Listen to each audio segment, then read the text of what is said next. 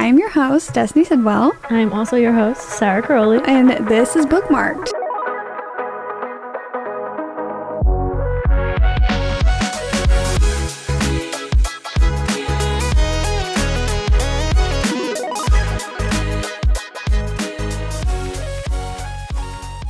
Do you watch Love Island? No, right? You're not on that? No, but I do know that you love, I saw you post about how it was back. We're so back. Yeah, last night was the first episode. I actually thought, I don't know what was like going on, but I thought Monday was Tuesday, so like the whole day I was souped. I was like, Love Island starts tonight. I made Chris stay over a little later because we're going to watch it because he wasn't supposed to come over, and then I was like, it's not there. And it wasn't that night. It was last night, so. It's every day, isn't it? Or is that something else? Yeah, every day except, I think this year it's every day except Wednesdays or something, so they like have an off day. And when they have an off day, they can't like talk to each other about anything because the cameras aren't on, so if they like miss something, like they can't speak about anything Love Island related. So what do they and do? They separate the boys in a and the pod girls by themselves? I guess they just hang. I don't know. Wow, I don't so know. Crazy. I've watched like a few very select seasons, but I'm gonna be honest, I don't love dating shows because like, do you ever watch something with somebody and they just like keep talking while you're watching something? Like that is me. I think I talked about on the podcast before where me and Isaac our dating show that we watched was The Ultimatum, because holy shit, like that idea is just so crazy to me. And I would literally like pause. I had to have the remote on me, and I would pause it and I would look at him and I'd be like, what the hell is going on? Like I just can't sit and watch dating shows. I have to like actively be speaking. I just love the drama. I mean, it's just so good. Love so Island. messy. There's always, isn't that where Leah came from? Isn't that her name that everybody loves? Season. Like there's going to be, I just almost ate this microphone. Okay. Now there's going to be a new person in the villa.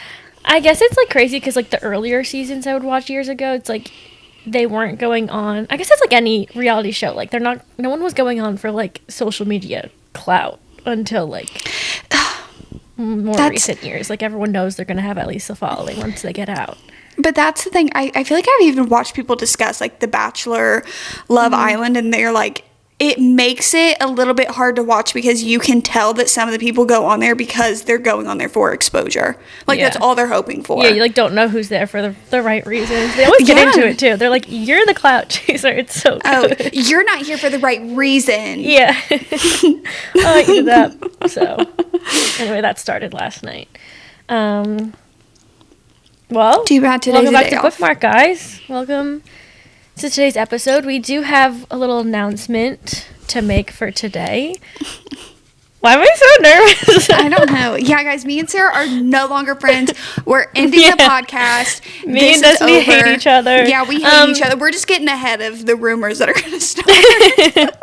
No, we've come to the conclusion. We've talked for like the past few weeks, and we're just going to take a little break for Bookmark'd right now. We both have some pretty big life changes going on the next few months. Destiny's obviously a big, beautiful life change. Not me quoting Great Big Beautiful Life. But yeah, we just think the best thing for the podcast right now is to just like regroup, see where we want to go with it in the next few months and what's going to happen. And obviously we started this a few years ago. It's kind of like a passion thing. Like just as two best friends, we wanted to talk about stuff and book stuff in general and have a community of our own and do a bunch of things, and we're definitely proud of what we've done. We've accomplished so much and we've built such a wonderful community, but just for the sake of the podcast and the quality of the podcast, we're just taking a little bit of a break for right now. So this will be the last episode we don't have dates or anything, nothing very set in stone, but we'll come back with info when we get all of that. So this will be the last one for a bit, but we just wanted to let you guys know what we've been thinking about the past few weeks. But do not say we hate each other because we are still besties. That is literally the number one, y'all. But here's the thing. That's still going to be said. And we both know this because we're like, even if we address it and we're like, there's quite literally like nothing happened, no drama, no being like, I just can't deal with her anymore. None of that is what it is. We were just like, truly, we took like a look at the podcast and we were both like, okay, like you said, we both, we're doing YouTube full time and like everything else full time. So when you have like your own thing separately, and basically and to be transparent, nobody edits any of the things for us. Like we both edit our own YouTube videos, all of our content that goes up, and we edit the podcast. No, so you edit the podcast. Destiny has a lot of the brunt work of this, and just like as someone with a lot on your plate, it just like it's a lot at the moment. Yeah, for like an extra thing to have. We also just, like Sarah already said, we didn't want to sacrifice the quality of it and make it feel like it was something that we were showing up for because there was like a weekly obligation to do it, not friendship wise, but as like content wise. And so we just have a lot going on, guys. There's nothing happening, but nothing between us happening. We're obviously things going on in our lives, but we're still the same. I still text Sarah with the most random stuff every single day. And I'm like, hey, just thinking about this. And she's like, yeah, nothing's changing there. We do have our book club to talk about, our book club book for this month. What can I get? I can never get it out when we're talking about our book club book. I know, it is something that is a little bit hard to get out. Doesn't roll off the tongue for me. It was May's book pick. Yeah. Yes, it was May's book pick, One Golden Summer by Carly Fortune. We're going to get into that, which, spoilers upcoming, so don't continue watching if you have not read our book, unless you don't care and you just want to hear stuff about it. Anyway, here's our book, the beautiful cover. Let me grab mine. I think I actually have it this month. Usually I don't have. This is the most beautiful It's summer behind book me, cover. isn't it? Mama, a One Golden Summer behind you. Mama, One Golden Summer behind you. Okay. Is it in that stack? Yeah, it's at the very bottom. I was going to say, good luck getting that out with one hand. Watch me. Okay. Oh my god, the lamp almost went down with that. OMG. That would have been catastrophic. Okay. Perfect. Charlie is literally so annoyed. She's just pissed. Okay. She literally, if you guys could see the look she's giving me. Oh, do you want to know something? Side eye. Yeah. I came back from vacation and I was fully expecting like Charlie was gonna be like, oh my god. She was low-key pissed at me, wanted nothing to do with me that whole because you usually take her with you on vacations. Like, I don't even blame her. She's like, Mom, why did I not get to go this one? I literally picked her up. She was with Isaac and I picked her up and she went to the car, and usually Charlie left sitting up in the front, especially if I stopped and got food on the way home. She usually is like all up in my business. She wanted nothing to do with me. She was literally like, I'm good. She's pissed. How was vacation? Was it relaxing? Was it everything you wished for? It was #relaxing. I did a little bit of work, and then I finally got like the work stuff done, and then I looked up and I thought that it was like, I thought that it was a day before. So I was like, okay, I got everything done. If we still have like this many days, my mom's like, no, we don't. And I was like, well, you were texting me. You were a reading machine on vacation. I was a reading machine. I read four and a half books. Well, I say 4.5 books, but I started like multiple different books while on vacation. Yeah, you slayed. Well, one of them being this. I knew that the whole entire time. Hell yeah. That I was going to do that. Do you have a dope before we get into it? Oh, yeah. I got water. I have water as well. I had to go get blood drawn yesterday, which was a nightmare. Is it you or Isaac that like passes out at the needle? I think it's Isaac. That's Isaac. He has an actual fear of needles. Like if a needle comes out, if it's talked about, he's like getting a little woozy. Goes pale. He passes out, and I'm not joking. That's not an exaggeration. And I am more of the like, it's the anticipation. It's not even the pain because it really doesn't hurt. It's the anticipation of knowing that I have to go through something that kills me. That's like anything though. I feel like some things feel scarier than they really are because you're like anticipating it happening. No, that's what it is. It's always the before. Literally, she was like drawing my blood and she could tell like I was having a full-on anxiety attack, and she was like, it's the nurse that I've been with for months now, and she was like, it's okay. And then she literally is talking to me and does it, and then I didn't even like recognize that the needle was in my arm and I had to get shots as well. And she did that, and she's like, okay, you're done. And I was like, but you know, like when I have really bad anxiety, sometimes the cloud in my brain is just so like foggy that I was like, do you need anything else from me? Like, I didn't even know what to do with myself. She was like, just go schedule your appointments, babe. And I was like, Yeah. True. Yeah. She's like, you're good. Usually when I get blood work, I have to look the other way. I let them do their thing. And I just, can't look straight at it. Oh, I watch. can't. Oh.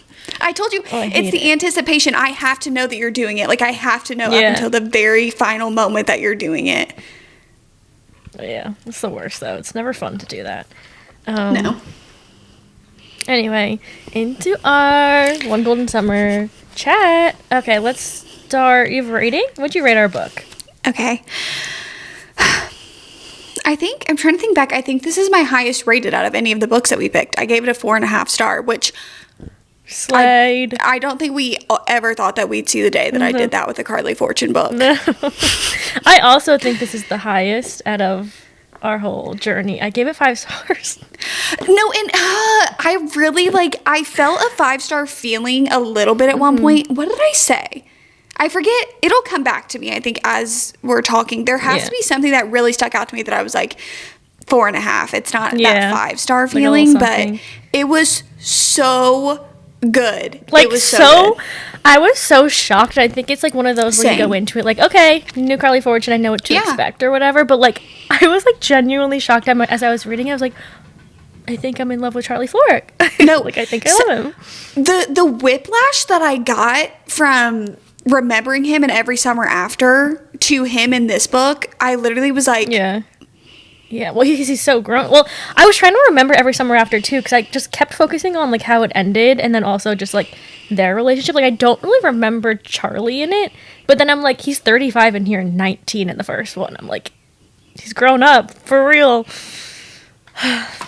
Anyway, let's see. I didn't take pictures this time, which is on me. I actually just have tabs, so... I actually just have dog ears. One thing, though, that Carly Fortune does in, like, all of her books that we can always say is amazing is just, like, the setting that she brings you to. Like, I knew I would like so that, even if I didn't love the romance in it. Like, she just, like, paints the lake so perfectly. Like, I just feel like I'm at the lake with them. I said that because I read this in the reading vlog. Hopefully it's up already on my channel, I think. I don't know. But in the reading vlog, I said that it felt like since we already knew of this town, and that's why also before we get into it, I would personally recommend you read Every Summer After before picking up One Golden Summer. I know that it's probably pointless because if you're watching this, either A, you've already read it, or B, you just don't really care. But I would recommend that because you really get like the full backstory on the town of the people and places that are talked about in this book. And she paints such a good picture. But I said that like opening this back up literally felt like seeing like an old friend. I don't know, like the town of it. It was really, really nice. Yeah, it gives you a lot of context for going back to Berry Bay because it's like she's also going back for the first time in a few years, and it's like so are we. So I feel like Every Summer After gives you good context, especially with how Charlie acts too. You can kind of understand like when he starts to like feel different things. It dives deeper into like because Every Summer After follows his brother, and there are things that go on within their family that you really dive into in Every Summer After, and it wasn't as deep in this one, but I feel like it's because obviously I feel like Carly Fortune probably made the assumption that people have already read Every Summer After. Yeah. I like knew I was gonna love Charlie like right off the bat when he kind of like understood Alice just like over the phone, like without even meeting her. And when she's like so type A and gets to the like lake house and she's like noticing everything that needs to be fixed, like the rug and the couch and all the stuff, and then she sees the list that he made her and he's like, I did all of this and I checked this off, and he's like, send me a picture of your shocked face, right? Oh my god, I actually giggled and like that's what I knew. I was like, I folded a little bit.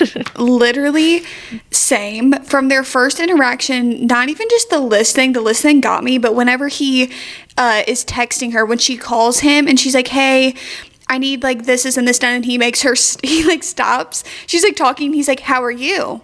And she's like, what? And he goes, well, I can feel your anxiety like all the way down here. Like you just need to calm down. Like I will get everything worked out. Oh, yeah, so good. I also love, like, we knew that the photograph that she took when she was younger that she brought with her was, like, of, like, people at that lake. But, like, I like how it was, like, the point of her becoming a photographer. Like, her passion started there. Like, she brings it with her everywhere still. Yeah, and it was the, what is that word that everybody uses? There's this specific word that people use, like, when it's, like, the best thing in your career that you ever have made. It's, like, something Magnus something. Opus? Yes. I forgot. Yeah, it's something That along word. those lines. Something like that. That was her magnum opus, I think. Is that what it's called? Oh my gosh. Is that what it's called? I feel like something like that. I know what you're talking about. Yeah. I love using that. I love, like, putting that in there, you know? Mm-hmm. Yeah, it says, when she took the picture of them, it says, as soon as I saw the photo, I was hit with a sense of purpose I'd never experienced before. I was meant to be a photographer, and then she called it One Golden Summer.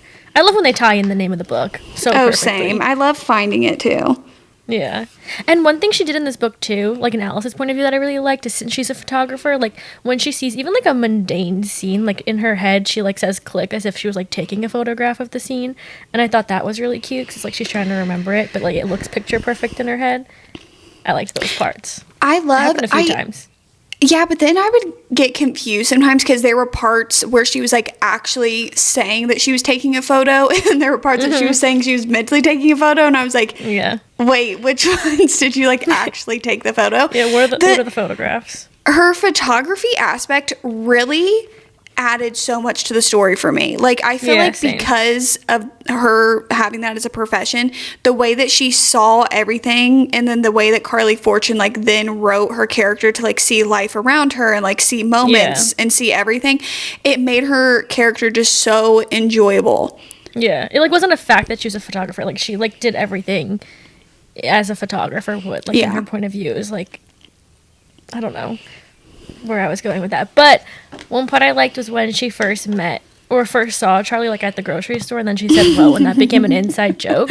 But when Carly Fortune was describing Charlie in her point of view when she first saw him before she knew he was Charlie, I like that she, like, described him as he wasn't, like, perfect. You know, he had, like, a crooked nose. Yeah. And he had some stubble. He wasn't, like, a picture perfect, like, amazing male main character, but, like, he had all these little imperfections about him. But she said, like, looking at him, like, she would take a picture and it was, like, picture perfect. And I liked that he wasn't, like, a, you know, the most, I mean, he is very attractive, but, like, the most stunning, you know, sometimes in romances it's like there's nothing wrong with the male main character, he's just like perfect.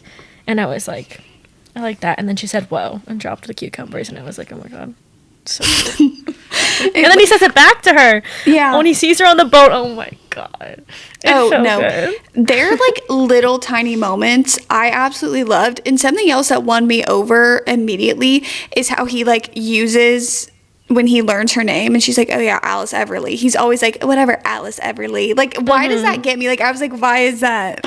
It's so cute. Well, in, like, the beginning, the little note when she was, like, trying to figure out who Charlie's, like, female main character was going to be, she was like, when she was trying to pick the name, she's like, I needed something for Charlie to say that, like, just slid off the tongue like that for him to, like, repeat. I was about to say, I think it's because her name is cute. Like, Alice Everly is just a cute name, because I was like, I can imagine somebody saying Destiny Sidwell after Everly.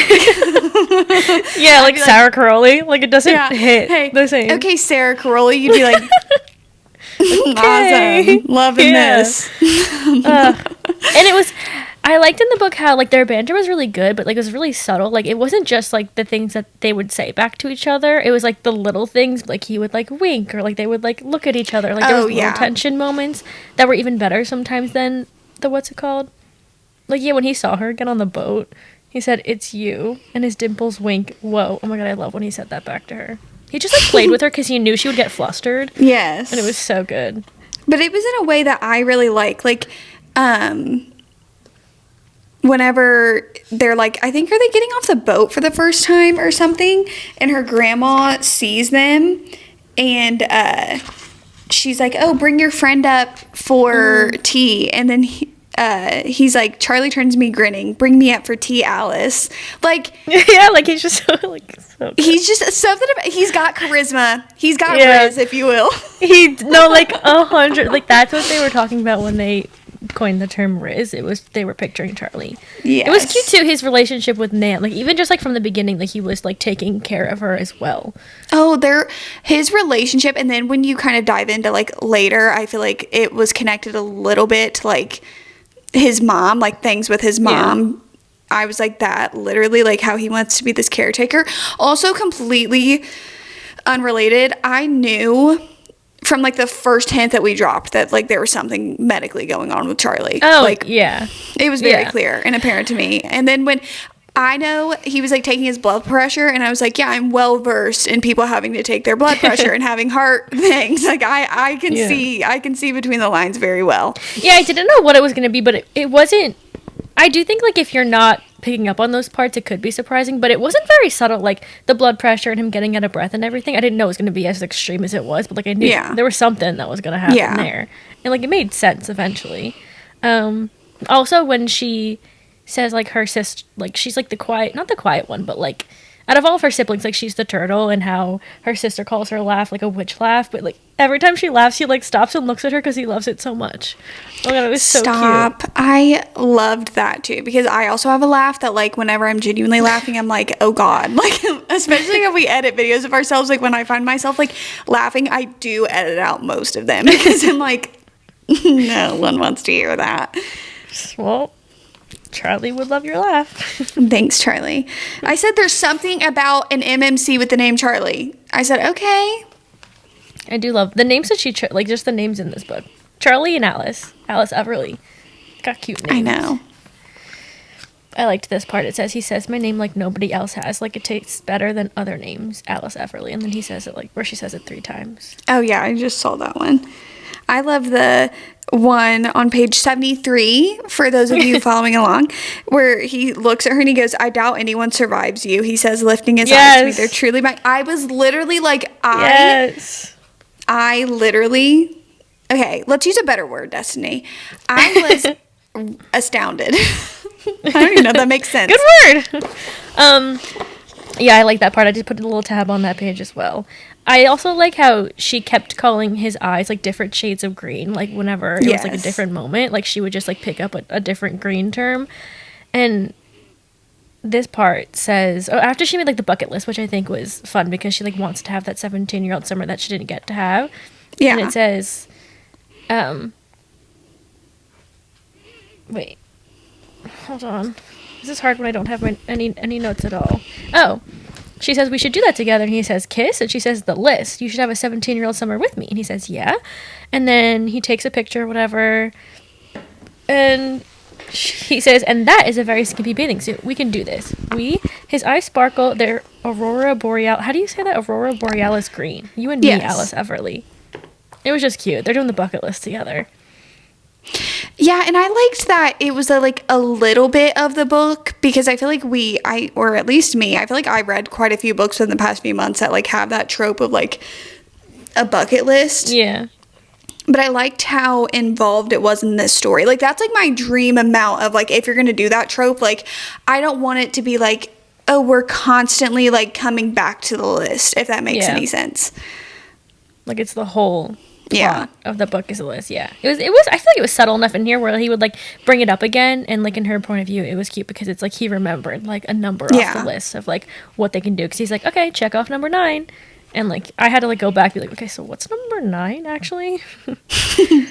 It was also cute because some moments like they weren't like big scenes, but Carly Fortune was really good at describing just like them getting to know each other, like hanging on the floats and just like going on the boat and like talking about their lives and their work and everything. You can see them like slowly getting closer and closer to each other, and I thought it was really good the way that she did it, because like I could feel them becoming like closer friends at least.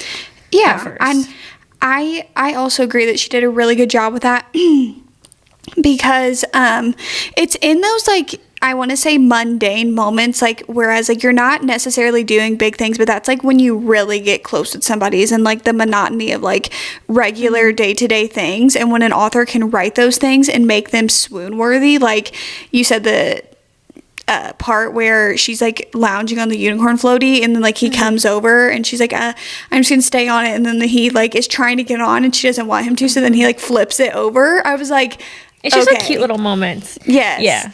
There's no, like, grand, huge things going on, but I feel like that's, like, what makes it so special.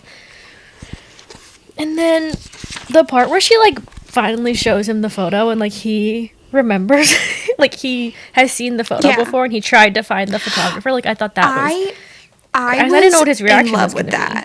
I loved that he had seen the photo before and that he had tried to seek out the photographer before, because I said they were so invisible string coded. Yeah. Because, like, she was... really infatuated by him as a teenager, like how she said like she had seen them multiple times throughout the summer. And then when he's like, I would have hung out with you, like I know I would have, and she's like, no, whatever, you wouldn't have, and he's like, yes, I would have. And then seeing Sam and Percy in this book, which are the couple from Every Summer After, I was like, I do not remember Percy being this enjoyable in her own book. I don't know if it's because she's older now or what it was, but it was also funny because it's like, I just like kept thinking of the ending of the last book, and I'm like, how did you guys last this long? Like, how are you guys so just like, I don't know. Unfortunately, that's the part where he like Charlie has like kind of a mini breakdown after they've unveiled the treehouse, and then he's like sitting in there, and Alice goes to find him, and he's like, oh, I slept with her. I was like, and Alice is like towards the very end or not the very end, but like it comes out at the very end, but when Charlie and Sam were talking to each other, they were fighting, and Alice overheard them, and Sam was telling Charlie, like, you have to tell her. I thought that he was talking about them sleeping together. I didn't realize he was talking about that he was sick. I was like, damn, he really wants him to tell him. I thought that was like the big thing. I was like, oh, he really wants him to tell him that. I was like, wow. That's what I thought they were talking about.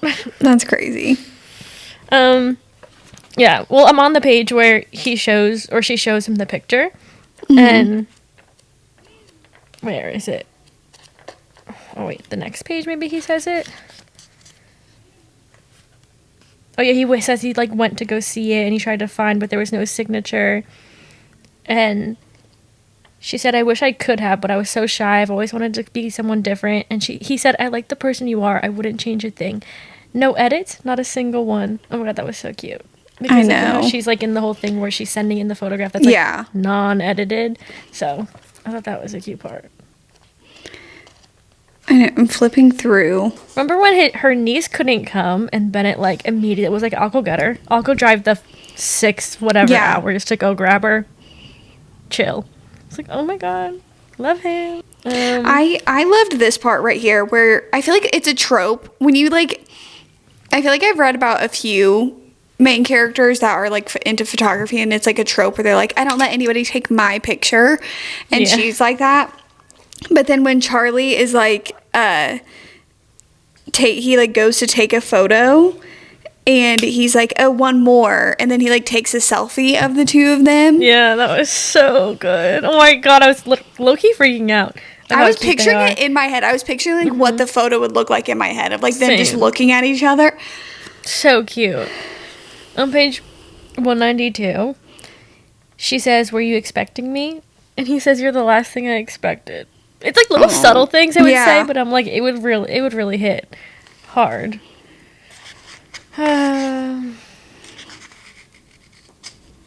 What else do I have? I just have random tabs. Oh, one part that I liked was it was like earlier on in the book, they were texting each other, and she like had the binoculars and noticed him, and like he texted her and was like, what are you doing? And she was like looking at birds. I saw a peacock or something. Yeah. And then later on in the book, where is it? Oh yeah, it's this tab. She said she thought she'd do a little bird watching, but I haven't spotted any interest. And he said, no peacocks? Yeah. Unfortunately not. And then a minute later, she peers through the binoculars, and he walks down, takes his shirt off, jumps in, and whatever. And she says, found one, definitely male. Love showing off. I know. Like, I love that part. The text. That was so good. There's something about it, too, that, well, the setting that I was reading it in, because I was also, like, in a beach town, so I know it's a beach and not a lake, but I was sitting there and I was like, wow, there's a lot of parallels to, like, what I'm going through and, like, mentally what I was thinking about, because I was somewhere where I have, like, went on vacation before, and then I was thinking about, like, all of the past times that you've been somewhere, and then how she just, like, kept bringing up, like, last time being at the lake, like, 17 years old, and how, like, her life is different, but then, like, reminiscing on that, I was like, wow. Mm-hmm. Relatable. Mm-hmm. Somebody's watching me. Yeah, I think the lake setting was just so good. Also, when he, like, got into, like, his parents and everything telling them, I thought it was sweet because he was like remaking like his mom's recipes and everything, and like they were like, we'll help you, but they don't like something he wasn't making. But, like, they were just doing it because they want to just help him, and he just like really liked that just like sweet gesture. And he was saying how it felt like when he was growing up and saw Sam and Percy, and like they had each other when his brother was grieving, and like Charlie didn't have anyone, but like now he has someone to talk to it with about or whatever. I was like, oh my god. Oh, I got emotional whenever it's like way later in the book, but it's after like he has surgery and everything, because the conflict, what is that third act conflict, was that he didn't, not telling her about his heart issues and like having to have, it was open heart surgery, wasn't it? Yeah, and it's crazy. Not telling her that, and that he was very like scared because he was the same age as his dad. And then like after all that's over, and then he like wakes up on his birthday and he looks at her and he's like, I made it. Oh my gosh. Tears. I literally was like, I can't. At first I thought he just like wasn't kissing her and like telling her to take it slow because he like finally has a friend and someone to talk to, and I was like, yeah, that's sweet, but like obviously you guys have chemistry. And then when I found out like he didn't want to tell her because he's going through something crazy serious, like it made sense, because anyone would be freaked out being the same age, like having the same heart condition or whatever when your father passed, and like having to grieve that, and then like you're hitting like close to that age. I feel like it just like it made sense, even though maybe like it wasn't very subtle, like having it be like kind of like a surprise third act. I feel like it just like it like made sense with the time and how he was feeling throughout the whole book. It like adds up to what he was like kind of freaking out about and like panicking about. So, well, that one part where they do a little intervention on Alice and Nan calls his sister and dad, and then Charlie's in the room and like feels bad that she's kind of getting berated by her family, and she says, are we done now? And Nan says, what do you think, Charlie? And he says, I think it's time to end this call. And he walks over and hangs up the phone, and she goes, it's the hottest thing I've ever witnessed. It's like, yeah, same, kind of. Yeah, I know. I was like, I do appreciate the sentiment, but I did low-key cringe. Oh, did you? I know, like, I appreciate it, but something about, like, it's because I think in those moments, like, when the MMC does something like that, whatever, of, like, hanging up, like, it makes sense, because he, like, can see that she's uncomfortable, can see that she doesn't like it, and he knows that that's what she would want to do, but, like, Alice's personality is just, like, she's not gonna hang up the phone. Mm-hmm. But for some reason, when it's like a mild case like that, like, like we read books where like there's something like like, for example, I'm going to use Wild and Wrangled. Mm-hmm. Her parents were literally awful. So when there's a scene when he kind of stands up to them, I'm like, like it makes sense. Like they're just in your face awful. But when it's like, your parents and your sister are just like way too in your business, and you're like, I'm hanging up. I was like, that is not your place. It's just not your place. Like it's just I see that. Yeah. Maybe he shouldn't have hung up. No, that's but also, like, he didn't have to say anything. Like, they weren't really... Well, they didn't ask him his opinion. They did. Which they probably shouldn't have brought him into it. It wasn't just him. It was, like, roping him into it. Like, obviously, he stumbled upon it, and, like, the grandma kind of, like, inserted him into it. But it's, like... I was, like, I don't know. Like, I was, like, that specific part, I was, like... Yeah, but still, then the sister comes at the end of the book and they like get along. Like she wasn't even mad at him for even doing that. Like I feel like they didn't even bring it back up. Well, actually, they did at one point. No, she did. She liked it. I feel like vaguely. She said, I remember the sister said she liked that he did that. Yeah. Okay, so maybe they did bring it back up. Because Alice is just not that type to like stand up for herself in that way, I guess. I thought it was cute when she went to, I don't know, was it a birthday party? I don't know what it was. Or... whatever, when they did the treehouse unveiling, like that party. Oh yeah, I think it was like a baby shower type of thing. I think. Oh, is that what it was? I thought it was cute when she walked in and like Percy was like, "Yeah, he keeps like looking at the door, waiting for you to come." And then she finally like feels included. And she said, there was like a quote that was like, "I feel like I'm finally like in." Oh, because for once in my life, I don't feel like I'm on the sidelines. For once, I'm in the photo, and I thought that was sweet. She like found people, and feels included. And everything like that. Yeah, I love that. And I loved, again, I didn't, like, when I think back on every summer after, I would recommend that book for it to be like, if you want like an enjoyable beach read, yeah, sure. But like Sam and Percy in that book did not win me over. Like thinking back on them and then seeing them in this book, like, you know how they were going like back and forth over like their little inside jokes of like if they think Alice and Charlie are like actually like romantically like with each other, and like they're going back and forth in their cute little moments like at that little like treehouse unveiling thing. And when she's around, I was like, they have cute moments. Or like when Alice shows up at the hospital and they're there, and I'm like, they are way cuter in this book. I think it's just maybe they're just cuter when they're older and they've gone through what they went through back then, and they've just like kind of grown up, and maybe now we're just like the older version of them probably better. Yeah. It's been so like, how many years is it from 19 to 35?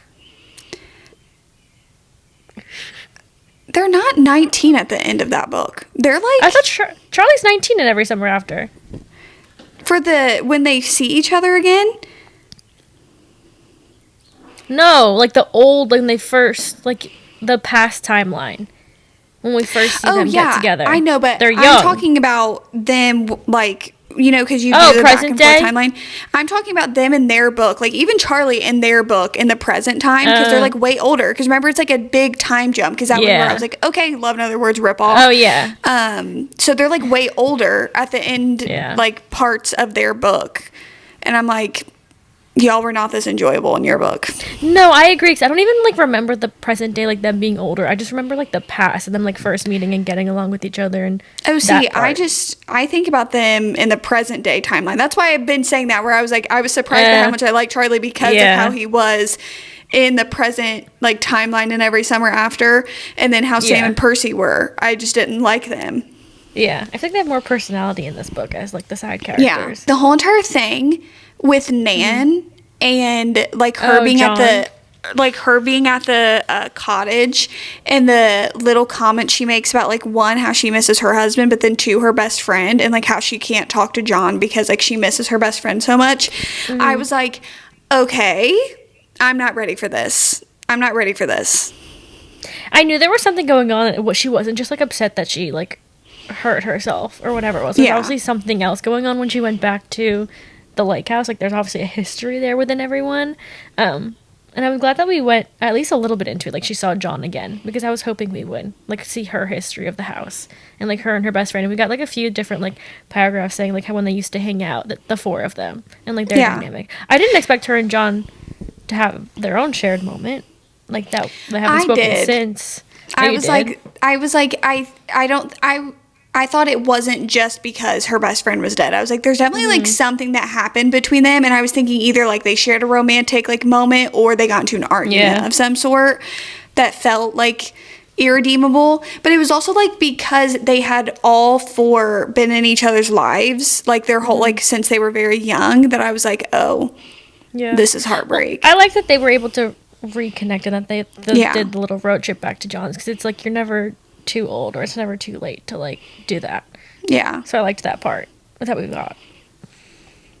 I liked this part when her sister and the niece and everyone like came towards the end, and they're all like kind of like giggling because Alice has a boyfriend, and they start giggling, and Heather like cups her hands and like screams over to Charlie and says, "Come meet the family, Charlie." And he says, "Are you as much trouble as Alice?" And she says, "So much worse." And then he like comes over, and they're like giggling on the floats, and I think it's so cute. So it's like Aunt Alice has a boyfriend, and they're like making fun of her a little bit, but like in a nice way. And I like that. It was an interesting dynamic too, them being older, because how old was Alice? She's like in her 30s. Yeah, 30s. I don't know if it was mid-30s, something like that. I think it was mid-30s. It was like 33 to 35. Was it her 35th birthday? Is that why it was a big deal? I don't know. I can't remember. She celebrated a birthday. Oh, the birthday was cute too when he came over in the suit and he baked a cake. And he was putting the glitter on. He was like, yeah, put the glitter on. Like, I'll do everything that. I was like, bye. I love them.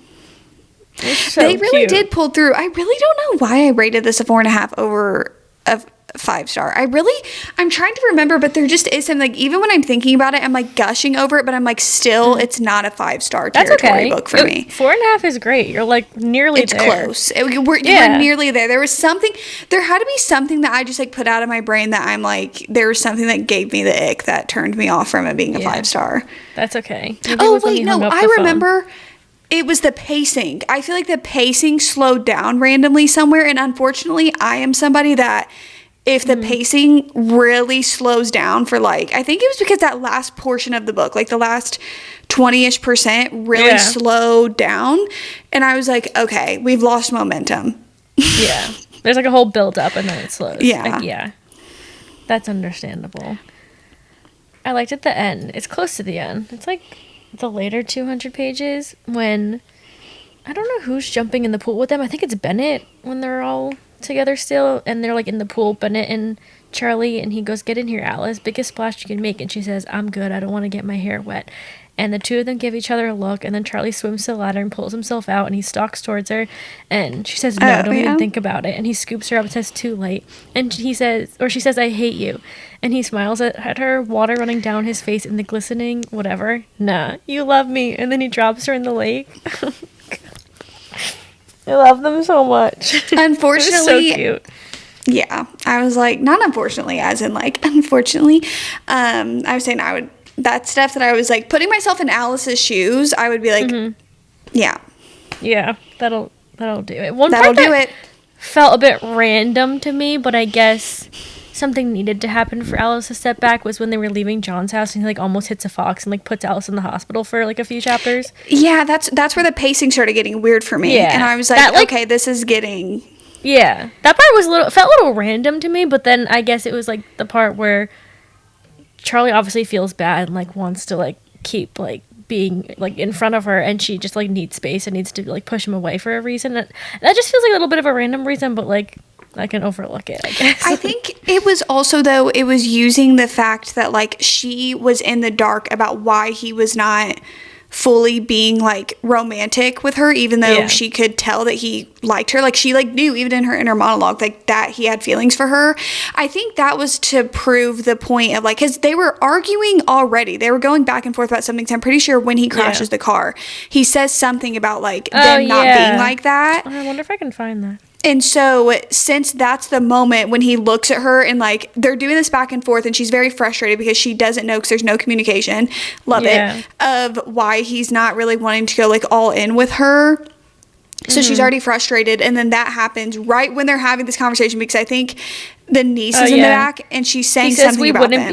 We wouldn't be good together. Yeah. And so she like obviously is upset about that, and then he crashes the car, and then she like doesn't want him around her because he it was like overwhelming. Said that.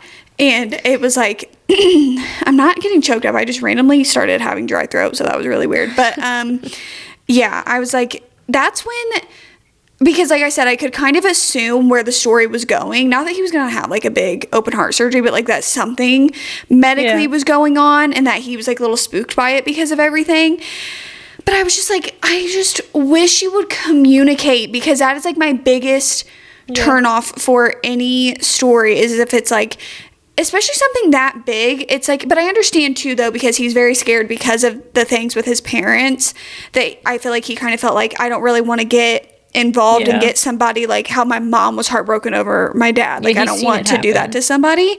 And I was like, but I just wish you guys would communicate, because this is like hard to read you guys not communicate, and you guys have so much chemistry, and I just feel like we're adding length to the story just for the sake of like miscommunication. I don't know if that makes any sense. Yeah, that makes sense. I feel like it's probably a hard thing to say to someone that you're falling in love with, that you're, you know, getting or having the surgery and like it's something medically wrong and all this stuff. It's probably hard to say, but I do like that in order to like get back in her good graces, he like brought her to the school and let her do the darkroom thing on her own and like have her moment. I thought that was really sweet, because I was like, how is he, like, what's he gonna do to like, I don't know, he kept like, he gave her space, but like he would text her too, like try to like catch up. It's not like he did something like wrong, it was just like she needed space to like understand like what was going on between the two of them. But the whole darkroom thing was sweet, so that she can like develop her pictures and like do the whole thing there. a sweet gesture. Well, and it showed that he really, like, understood her as well. Like, he didn't just, like, randomly, like, go do something that he thought would be nice. It was like he went and did something that he knew would matter to her. Yeah. Yeah, that part was sweet. I also liked at the end, like, after, you know, he's through surgery and she, like, sees him again and he's, like, kind of, like, still, like, a little bit pushing her away because it's, like, a big thing that happened. And Sam says, or, like, Sam calls her or something and says, sorry, like, he doesn't want you to visit. He said he doesn't want to waste your time. And she says, well, too bad for Charlie. Tell your brother I'll give him a couple days to catch up on his beauty rest, but that I'll be there on Saturday. And Sam says, good. It's about time Charlie met his match. And I thought that was cute.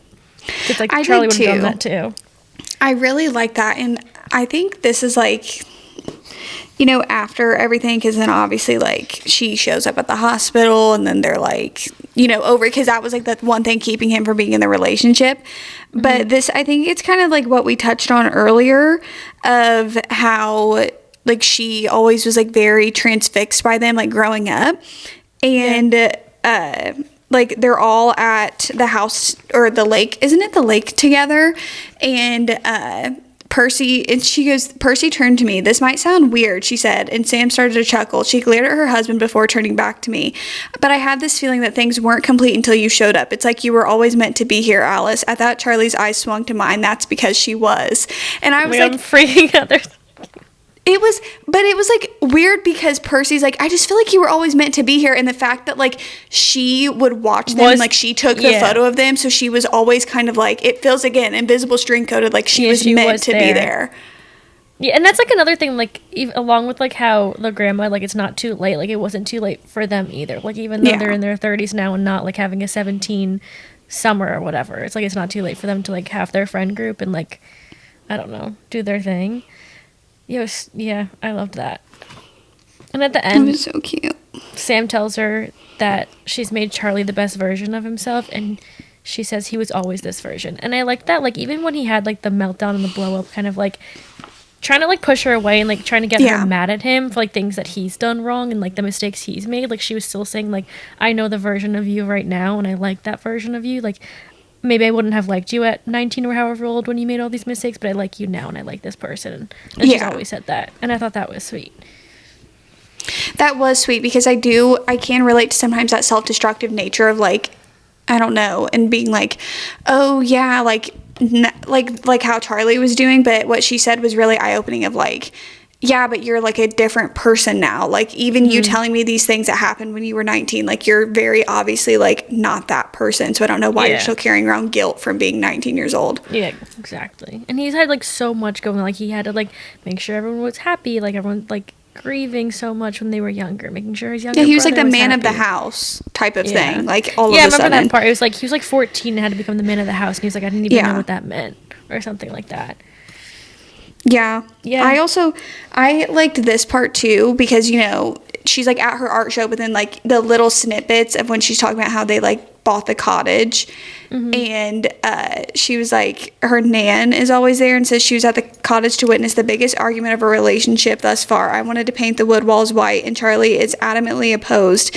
We were in the kitchen washing dishes, both of us in bathing suits, and that was broken up by Nan laugh crying in her armchair. John and Joyce used to have this debate every summer. It's nice, she said, that so much has changed, but so little has too. I was like, okay. I'm literally going to jump off of something high. Like, I'm not even kidding. Yeah. This book was so good at, like, the little moments. I think that there's just so many of them that, like, built up to, like, the full picture just being so... it was just so good. And I said this in my video, because I also read this in a video too, but... Charlie was, like, my favorite character coming out of this, and I think Carly Fortune did such a good job with, like, having us, like, understand the way he felt about Alice. So it was so clear how he felt the whole book, and we didn't even get his point of view. It was just I know, but I just wish we got his point of view. Like, I thought that multiple times throughout the book, especially because we were dealing with how he had big health things and his grief. I was like, this would make a lot more sense if we were unpacking this in his point of view and not from, like, Alice's point of view. It definitely always helps to have dual point of view in romances, but just, like, on the fact that how he felt about Alice, I feel like it was never, like, confusing because it was, like, the way he acted and he said things and the tension and stuff, like you knew how much he cared. So it was also clear to Alice. Like Alice literally like knows. Like she says multiple times, like, I know that he feels the same way I do. And that is so refreshing because I hate in romance books and I understand because that is real life where like sometimes people will play with your emotions, but it's like, girl, he is so clearly like doing these things to at least show that he has interest in you, and you're like, I don't even think he likes me, and it's like, girl, yes he does. Like this, you are not that delusional. Like I like it because the way that they did it in this book was refreshing, where she just knows that he has feelings for her. Like she doesn't even make it like a big thing. She's just like, I can tell that you like me. Like, I know that. We're she was adults. confident about it the whole time. Which I think also one of the best parts is, like, I loved just, like, their flirting throughout the whole book. But even after, like, sometimes in romances, after, like, their first kiss and the first doing stuff or whatever it is, it kind of, like, dies down. It's like, I get, like, bored at that point. It's like, okay, we're together. But, like, they were still flirting through the epilogue. Like, it was still, like, they had their inside jokes and stuff. And it was really cute. Like, it just was consistent the whole time. Another big thing that happened, and this is when I was kind of talking about like that within that last 20% where the pacing fell off a little bit, where does she go? Her mom comes to her because a big thing that was also going on with Alice was like, her mom and dad got divorced like later on into Alice's life, and then her mom like just moves to what country? I forget it was. And I was a little conflicted about her whole entire mom situation because I was like, yes, I do agree with the message that, like, when her mom tells her, like, basically she spent her whole entire life, like, not identifying with her own self as a person. Like, she was just kind of focused on what, like, being a mom, being a wife. And so then she wanted to, like, go and, like, do what she wanted to do. But I was also a little bit, like, I don't know, like, her mom was MIA the whole entire book. Like, she's going through big things, and, like, her dad would, like, pop in with calls and stuff. That I did not know how I felt about her mom. I was like, I don't know. Yeah, I feel like, the same way. I was actually kind of confused, like, majority of the book of, like, what her mom was up to, and, like, the whole situation with her mom. Like, I knew that she, like, left for her own reasons, but, like, it would be brought up very sporadically, and then she came back in the picture at the end of it. I didn't realize that they were, like, they had a relationship still. Like, I don't know if that was, like, very clear. Was it? Maybe it was. No, it was... Because it was, like, one of the things that I feel like Alice was kind of, like, talking about is one of the things that she has, like, a hard time with. Like, it was one of the things that she, like, and so it was, like, no, they didn't really have a relationship. I think she says at one point in the book that her mom, like, still would call every once in a while. But like, she was doing her own thing. It just felt like, not that she abandoned them. Like, obviously she told them what she was doing. She just, like, up and leave. I guess she, like, explained it. But, like, when she came back, I think it was a little confusing because she was gone for so much. But, like, she came back and it was, like, they were... like, okay? I don't know. Yeah, well, because I think it's like they have a moment when everyone else leaves and it's just her and her mom. And then she kind of tells her mom, like, I'm just kind of confused. Like, you just up and left and, like, went somewhere completely different. And her mom's like, well, I had to do that for me. And I was like, and I get it because you are a person. Like, you are. And that's, like, I feel like I see a lot of discourse of that, like, actually in real life of being, like, you're a mother, but you're also a person. But it's like, I don't know, though. It reminded me of, I don't know if anybody else has watched The Lovely Bones the amount of times that I have within my childhood, which was scary. It was like one of my movies that me and my mom would turn on. If you guys know, you know. The Lovely Bones, that's a crazy movie to turn on. But I remember to this day, and from being a child, I was so pissed at the mom in The Lovely Bones. And like I said, I know it's emotionally layered, but she, like, does the same exact thing where she, like, leaves her family and, like, goes off into this, like, vineyard to go work and, like, leaves her whole entire family in, like, one of the most horrific situations that, like, the whole entire family is going through, and she just, like, leaves. And I was like, abandoned her other two kids. I was like, yeah, what like, are you doing? the family dynamic, it confused me a little bit, especially, like, she also had those two other siblings that would just, like, bail a lot of the time. And they showed up towards the end randomly. So bad. Yeah, I was like, I don't really get their purpose right now. No, I hate because how they, like, she sends them, they ditch her plans and then she sends them money. And I was like, no. That's just like older sister. Yes, like, I know. Things. I know, but it's like when you get in arguments and you're like, listen, they are literally full-grown adults. Like, you cannot baby them like that because they're going to be annoying to deal with. Like, and they were annoying to read about because of how the family was treating them. Yeah, I guess it was like a good portrayal of, like, the different personalities of the whole sibling thing. Yeah, I don't know. Her family was a little confusing. Yeah, I agree. I loved this book though. I think the romance and like the setting, it felt like a nostalgic like summer fling. I don't know. I just think it was so good. I think it was just surprisingly so good to me, and also Charlie was so surprising to me because I didn't really remember him too much. That I just like I loved it. I couldn't put it down. I feel the same way. I really, really enjoyed this book. And like you said, because me and Sarah privately had this conversation like a month ago where she was like, okay, which book like should we pick? And then I was like, oh, well, you know, like we were talking about the releases. And then you were like, oh yeah, we can do like One Golden Summer. And I was like, I guess. I mean, I wasn't going to read that book because like I just really am over like the whole entire Carly Fortune thing.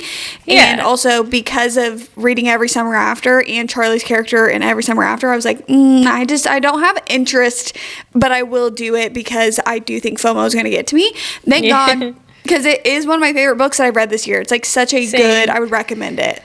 Yeah, I think because when she came out with Charlie having a book, I was like, okay, cool, I guess. But I'm happy that we read it. I'm glad we all got to read it together. Can't wait to see what everyone else thought. I know. Imagine all the comments are like, I really hated it. Yeah. I remember I finished this and I was like, I need to like reread it over the summer on a beach. Like I need to redo this in the right setting. So if anyone read this on a lake, let me know because you have peaked reading this in the perfect setting. But yeah, great book. I'm so glad we got to read that one together. Great book. It's such a high to go out on. 100%. Sorry, I can't really lift my arm. My arm hurts so bad. Why? Because I got my shot yesterday. And so like lifting my arm is like, I'll like do it and then a bunch of pain. That's the worst. I'm like, you like forget that it hurts until you lift your arm. Yes, you forget and then you're like, oh. Yeah, that's not fun. No. Well, let us know what you thought about this book, your ratings, if it also surprised you, or not. If you hated it, let us know. Let us know why. And thanks for reading the book with us. Yeah, thanks for reading along to the episode. I don't know how to end this off usually. I'm like, hey, see you next week. Thank you guys for all of the laughs, inside jokes, and memes that you've made along with us for the past 2 years of this podcast, because we actually passed, was that last week? That would be the 2-year anniversary. It's the end of May, beginning of June, or middle May? Why do we... I'll go look it up. Hold on. I think it's like May 20-something, or is it before then? Or I think, is it not the beginning of May? We missed it. I'll tell you that. May 18th. Yeah, mid-May. May 18th. Yeah. So I cannot believe, like, when we started this, we had, like, we were just like, let's just do it. It was just, like, we didn't know how long it was going to be or how long it was going to go. We were just, like, rolling with it. And, like, 2 years in, I remember in the beginning, we were, like, podcasts that get started, like, some don't even, like, make it to, like, the 10th episode. Yeah. And we've made it pretty damn far. Yeah. Because of you guys for listening. Yes, almost 100 episodes later. And it's been a wild, crazy journey. And thank you guys for coming along. Yes, thank you. We love you. We love the community we've made. Mm-hmm. And thank you for watching. And listening. And you guys can go back and watch episodes. That's the comforting thing. We've got a lot for you to listen to. We've got a backlog. And you guys can find us on our own separate socials if you guys are going to miss that. And I don't know what else. Yeah, we'll keep you updated on the socials as well. Mm-hmm. With further information on what we're... I don't know. We have to just regroup eventually. Yeah. But we'll let you know. So, see y'all. Love y'all. Love you guys. Bye. Bye.